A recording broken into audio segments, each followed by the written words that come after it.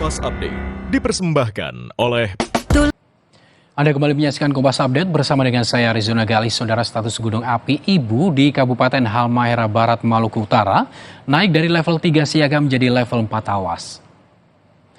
Aktivitas erupsi Gunung Ibu menghasilkan awan abu vulkanik yang cenderung lebih tinggi dari biasanya. Pengamatan visual Gunung Api Ibu periode 11 hingga 16 Mei 2024, tampak asap kawah utama berwarna kelabu dan hitam meluncur setinggi 5.000 meter dari puncak.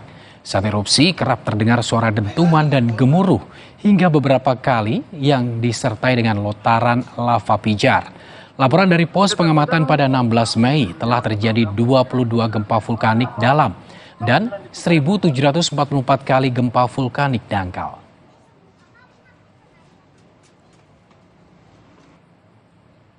Demikian Kompas Update, saya Rizona Gali, sampai jumpa.